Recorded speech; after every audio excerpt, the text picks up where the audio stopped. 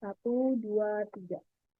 Selamat siang semuanya. Kami dari kelompok 5 ingin mempresentasikan dengan tema jalur dan infrastruktur perdagangan internasional di kawasan Pasifik.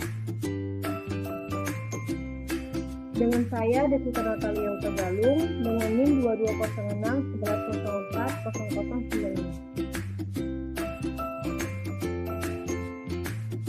0095. Saya Gabriel Yosef Maximilianus Koyongian dengan NIM 2206 1104 0103.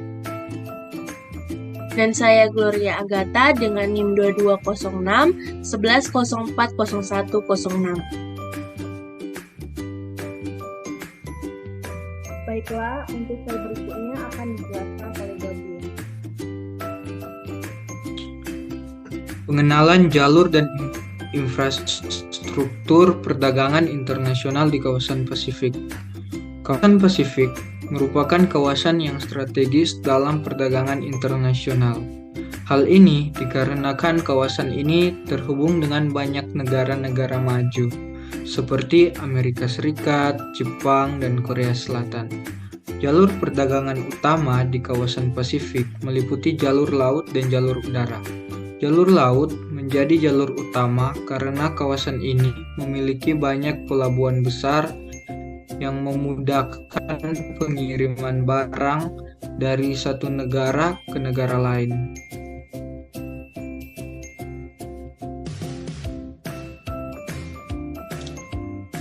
Jalur di laut kawasan Pasifik.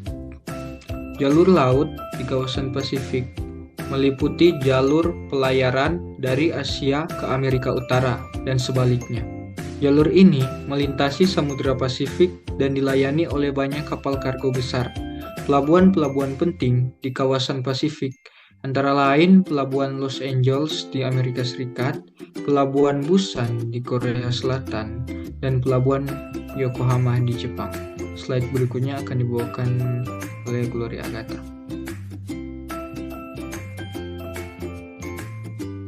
Baik, berikutnya jalur udara di kawasan Pasifik. Jalur udara di kawasan Pasifik meliputi penerbangan dari Asia ke Amerika Utara dan sebaliknya. Penerbangan ini dilayani oleh banyak maskapai penerbangan besar seperti Cathay Pacific, Korean Air, dan United Airlines. Bandara-bandara penting di kawasan Pasifik antara lain Bandara Internasional Incheon di Korea Selatan, Bandara Internasional Narita di Jepang, dan Bandara Internasional San Francisco di Amerika Serikat.